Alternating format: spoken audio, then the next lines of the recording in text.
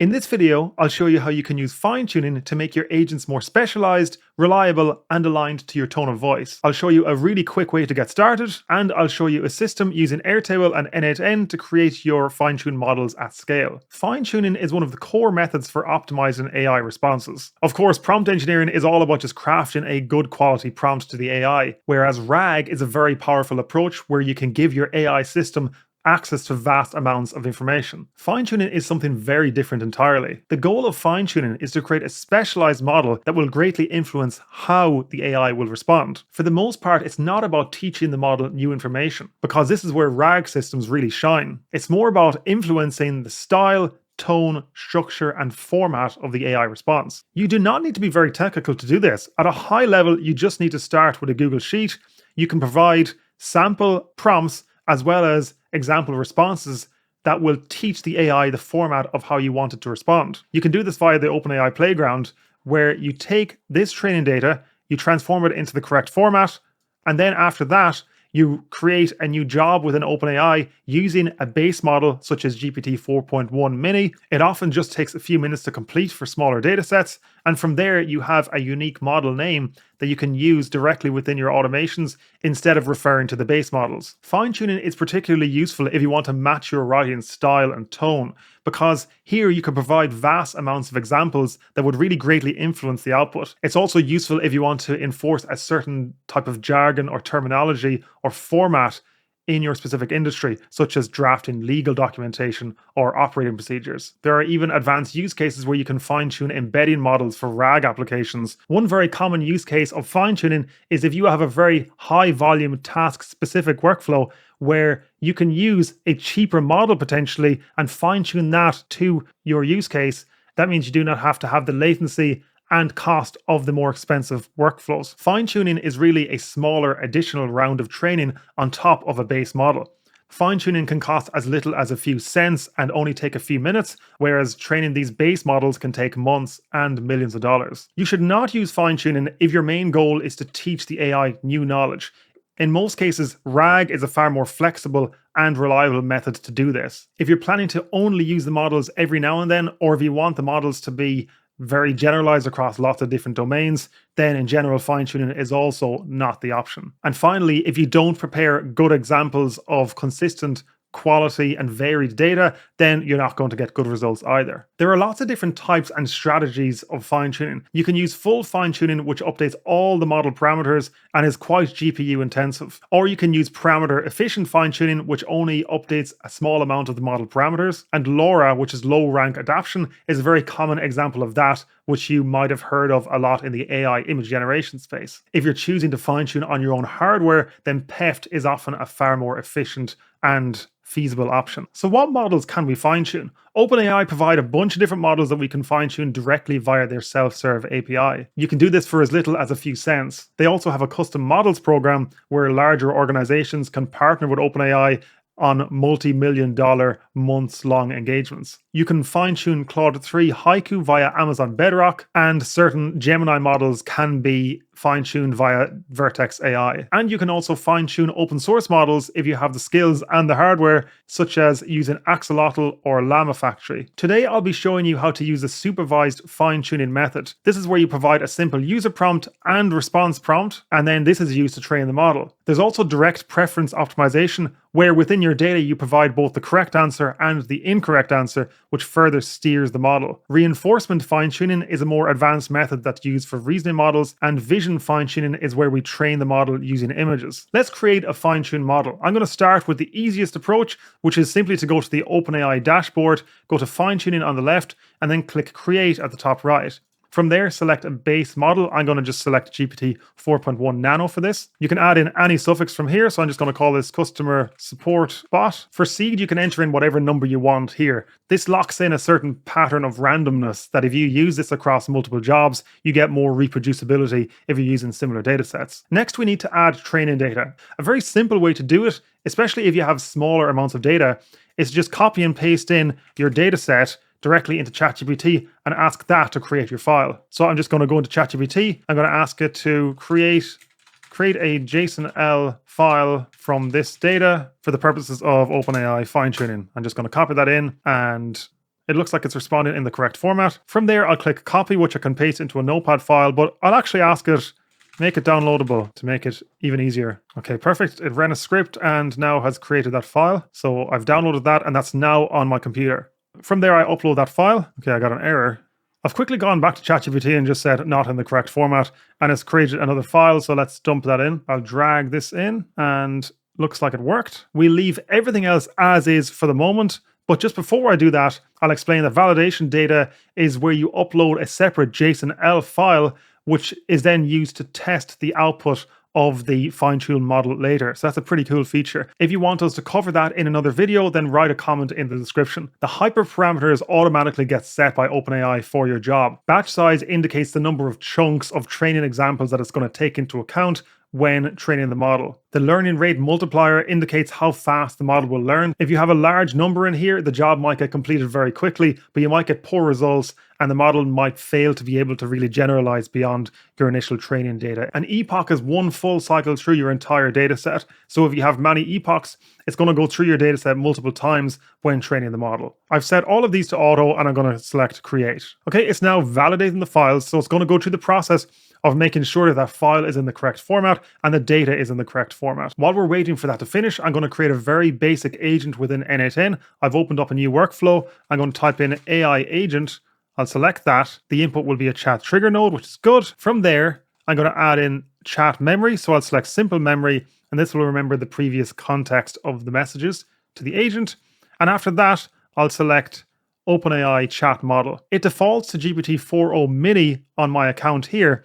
Whereas if I select expression, I can then enter in the fine-tuned model name. And when this is complete, I'll be able to do that. Okay, the file is now validated and it's going through the fine-tuning process. And we can see that it's set all of these hyperparameters and it's going through the process of fine-tuning that model. So that will then take a few minutes to fine-tune and it has to go through a bunch of steps behind the scenes. I previously uploaded this same data set with the same parameters. And as a result of that, at the very end, it provided this fine-tuned model name, which I'll show you in a minute when this is complete. But within this, I can now select this model name and go back to this agent I just created. I'll go to the OpenAI chat model, and I'll just copy and paste in that exact model name into here. From there, we should be able to call that fine-tuned model directly from this agent. So I've pressed save, and I'm now going to test this workflow. So I have chat at the very bottom. I'm going to type hello, and it's going to respond with the output. So we are getting a response. Within the AI agent, I'm going to select a system message and provide the same system message that I used within the training data. Now from there, I need to make sure to make this active. I'll press got it, and then I'll go back, get this chat URL and open that up in a new tab. So here we go. It's now added to a new tab. So I'll ask it how much is shipping to the EU. And from there, it responds saying standard shipping to the EU is €5.99. The response is in the correct format and the correct style based on our initial basic training examples here, but it made up that number. So there's two ways we can mitigate that. The first is to make our example training data far more varied and to handle edge cases and queries and prompts where the AI is not going to know the answer. Then it's going to help to teach the AI that it should respond truthfully if it does not know the answer. And a more powerful method, which I'll explain later on in the video, is where we pair a RAG system and then use the fine-tuned model as like a presentation layer on that output, where we ground the AI in correct information from our business and where the fine-tuned model is then used to optimize the output from that. And this answer is correct based on the data in the data store. Again, I'll explain this a bit later on, but I've chosen this particular design pattern because I think it's one of the best approaches that we can use the flexibility of agents and RAG systems, as well as the optimization of fine-tuned models together. In general, when preparing data, it's best to provide as many good quality examples as possible. If you provide low quality examples, then it will be garbage in, garbage out. You should ideally have lots of different types of examples, and especially ones that do not contradict each other. Also, make sure to prompt in a similar format that you're going to actually prompt the model with later on. So for example, if you were going to add extra context to your queries, then you could add example queries like so within your user messages. As for the examples, you need at least 10 examples to fine-tune a model on OpenAI, but they recommend between 50 and 100 examples is a good number where you can really start to see improvements in the output. If you provide too few examples, then you may overfit the model, and that means that the model will not be able to generalize beyond the initial examples that you provide. Whereas if you provide far too many examples, then it will lose context in its training. For a far more optimized and scalable approach to creating these fine-tuned models, I've created a scalable system using Airtable where you can simply dump in as many Google Sheets as you want into this particular folder on Google Drive. In each sheet, you'll add in all of your training data. You can have this n8n scenario. It's going to look out for new files using this Google Drive trigger. And then after that, it's going to create an Airtable record where it's going to add in the name, which will be the title of the file, as well as the initial status. We'll choose a base model as default, the data, and we're going to populate that Google Sheet URL directly into that. You can have this running so it's constantly looking for updates. I'm going to select execute workflow now so that it's going to pick up that file. And we go to Airtable here and we'll see this new row has been added to this base. Now I'm happy enough with the initial settings for that. We can also select the seed, batch size, learning rate, number of epochs, but I'm happy enough with the default settings here. So I'm going to change this to ready for processing and then select this sync button, which will then trigger this next flow, which communicates with the OpenAI API, which will then get that record, get the Google Sheet, transform it into the correct JSON-L format. It then uploads that file directly to OpenAI. Then after that, it calls this OpenAI API endpoint to trigger this fine-tuning job. Then after that, it triggers a separate workflow, which is this one. And this is going to poll the API for results. Unfortunately, OpenAI does not provide a webhook URL that we can hit in order to just update our Airtable row directly. So we're going to poll the OpenAI service every minute up until a certain max timeout. And when it's eventually succeeded, it will update this Airtable record, and then you will have a new fine-tuned model name ready to go. And the fine-tuned model names will be like so. Okay, I've just pressed this sync button and that workflow was executed. I've gone with this approach for this example because this works in the free version of Airtable, so you do not need to set up any scripts or anything to run this. If you're on the paid version of Airtable, you can have this update automatically when you update the status. Check out the link in the description for how to set up instant triggers from Airtable if you want to do that. But this sync button is a very good approach where you can just synchronize lots of different fine-tuned request jobs in one go. Now that process has been started, I see it's marked as in progress. Again, that was a simple process here. We have file created. We went to create the Airtable record and it set all of those fields. After that, it moved the file out of the ready for processing folder. So now we no longer see it here. If I go back, we see it marked as processed. In order to kick off the fine-tuning job, when this webhook is hit, such as when we press this sync button, for this sync button, I just go to edit field and I can see I have this webhook added in. The webhook is just a standard webhook node at the very start of the automation. I'll click into this and this is a production URL that I can then use from within Airtable. The next node here is a search Airtable node. So I've just added in my Airtable credential. I've selected my base and table. Status, it's only going to pick up rows where the status is marked as ready for processing. And then it will return all of those. From there, it's going to split out the items based on how many Airtable records there are. From there, I'm getting the Airtable record, which I realize is actually duplication in this. Because we're searching records previously, we actually get all that data back. If you were passing the individual row ID directly via the webhook, you would need this node, which is why I had it in previously. So I will delete this afterwards, but it's just causing duplication. It's not going to mess with the workflow. After that, we're using this loop over items node where we want to process through these one by one. I have a separate video on our deep dive channel where I really go deep into using loop over items and all of the many reasons to do so. Next up, we need to get the data from Google Sheets for that particular Airtable row. So I have this read sheet node. If I click into this, I'm dragging in the data, which is directly from this Airtable column over here to the right. Sheet, I've selected by ID, which is 0. So that means it's just going to select the first sheet. So we do not need to dynamically populate that, which just makes things a bit easier. And we can leave everything else blank. From there, I have this code node. I created this using ChatGPT, and this just creates that JSON-L formatted file that we need in order to upload this to OpenAI. And then very importantly, we have this mode set to run once for all items. If we run this once for each item, then it's going to try and create a separate set of JSON for every single individual row within your training data, which is definitely not what you want. The next code node we have in here is code to transform that JSON-L into a binary format that then we can then pass via the API to OpenAI. In this upload file node, where we're mapping the data from the binary right into here. And then the result of that is an object that then we can then use. So we have a file ID that we get back from OpenAI that we can then pass into the next request to trigger the fine-tuning job. And then merging this back into the main flow. So I have a merge node and I'm selecting combine. And that means that the end result from this is combined with the data that we get from loop over items, and then we can then use that within the next node. The reason why I needed this was that in this Google Sheets, if you have many rows, you're splitting this out behind the scenes into lots of different items, then we're combining those together. Then later on down the track, we don't have context of the data from this loop over items node. So this merge node is just one of many workarounds in n8n to deal with that. Then after that, we have this HTTP request node, because the built-in OpenAI node within n8n does not contain this fine-tuning endpoint. So we need to create and construct our own one for this. So I've selected a post method. This is the URL, fine-tuning jobs. This is the URL for that. For the credential type, I've predefined credential type, and I've just selected my OpenAI credential that I added in previously. So from there, I've selected to send body, JSON body type, and specify using JSON. So I'll press this button to expand this out. For the training file, I'm selecting the ID. So that was the file ID that we got back earlier on in the process.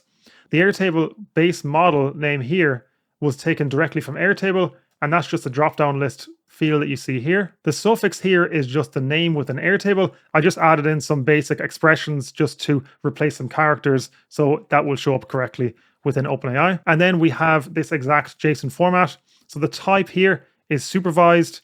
Then I have these hyperparameters here.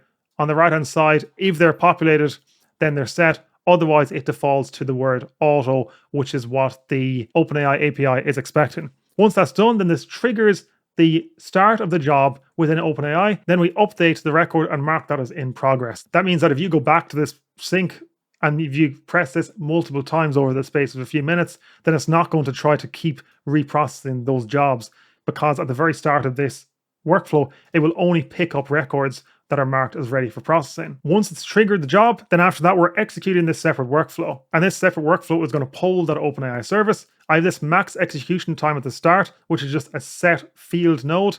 I've marked it as 90 minutes. If you have a lot more test data, then you might need more time than that.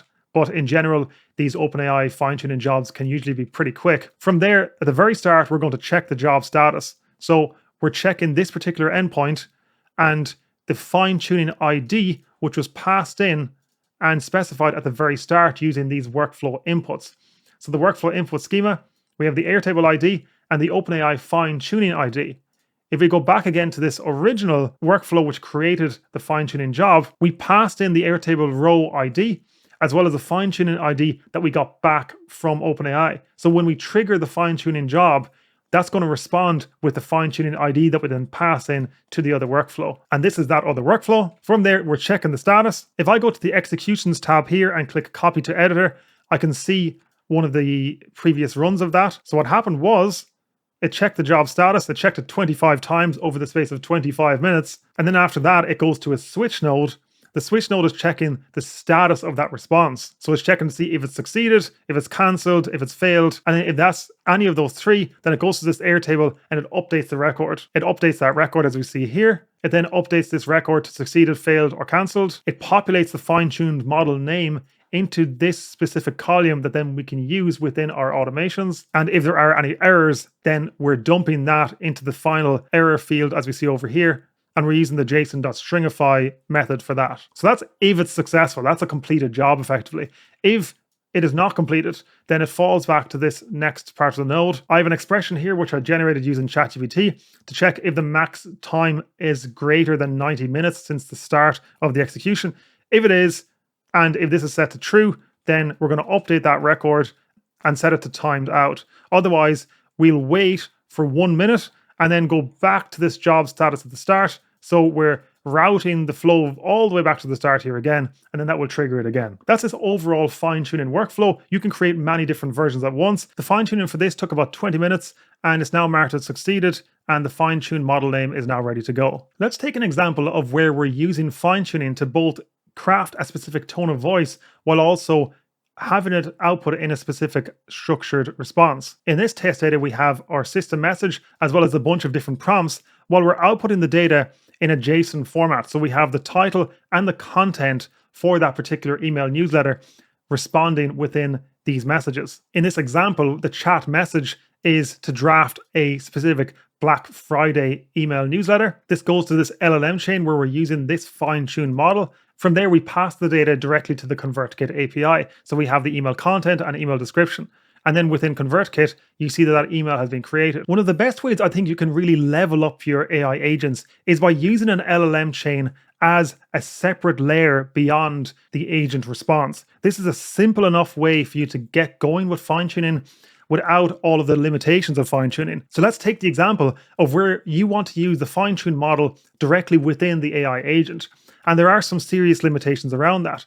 Because let's take this example where we type in the question, how much is shipping to the EU? This AI agent is going to the vector store, retrieving the information about that. We see it's retrieved a bunch of relevant information about that particular topic within the knowledge base. You do not need to understand RAG systems as a whole for this. This applies to any other external tool that you will call from within an AI agent. So an AI agent could access the web, it could access another agent, it could access many other external tools and services. But using a RAG approach like this is a great example of where we can inject real world knowledge relevant to our business directly to the agent. If you want to really dig into how to build a RAG system, then check out our RAG masterclass on our channel where Daniel goes through this in real detail and you'll get a lot of value from that. But for this example, I created the most basic version of a vector store you can, which is just to dump in some sample JSON data at the start of a scenario. From there, I'm splitting that out. From there, I'm just adding this into this in-memory vector store within n8n, which is a kind of a quick,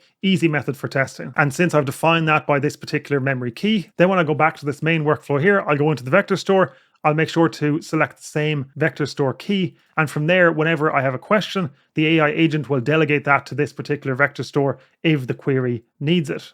Within the OpenAI chat model for this agent, I've actually selected the base model and not the fine-tuned model. And there's a really good reason for this.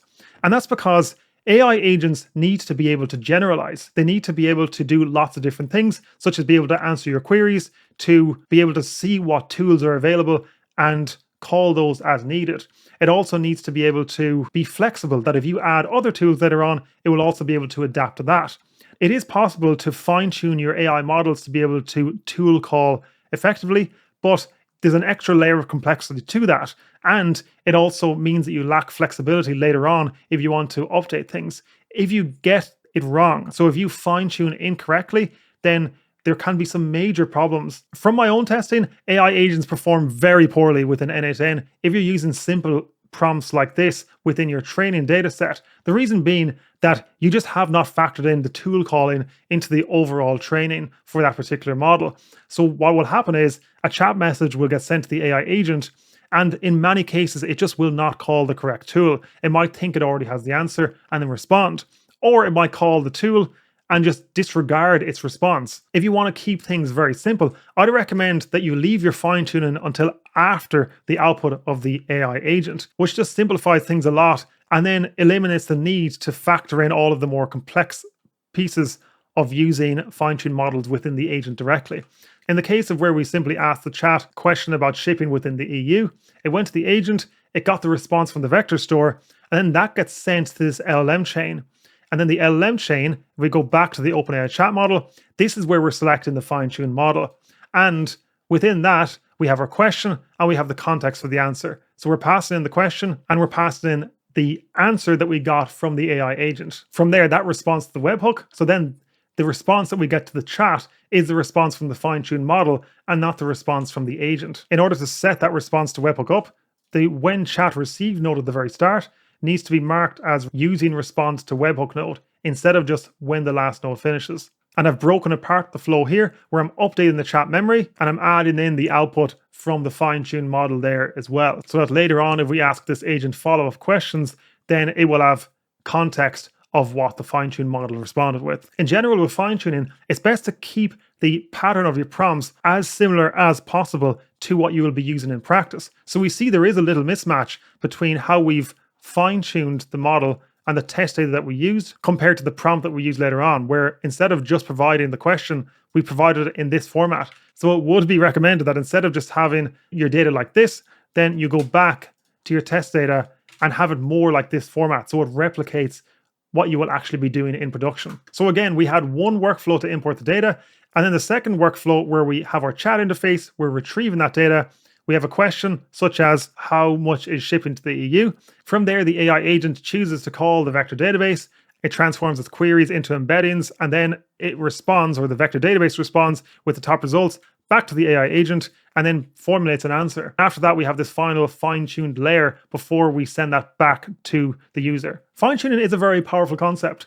I'd highly recommend if you're using it within your projects, then you focus first on prompt engineering, getting all of your prompts right, and then after that, use RAG if you want to have a dynamic knowledge base that you can give the AI access to. Fine-tuning is great if you want to really optimize the output, if you want to optimize the tone of voice, the style, the format, make things more reliable. If you have a very busy workflow or app where you are making a lot of calls to the API and it's a very specific use case, then potentially you can use fine-tuning to really optimize the responses of the model so that you can then potentially get adequate enough results on a cheaper, faster model. If you want to get access to all of our blueprints, including the ones in this video, then check out the link in the description to our community. We have an active discussion board as well as live workshops where you can chat to us directly, and you can access all of our courses with more on the way. Thanks for watching.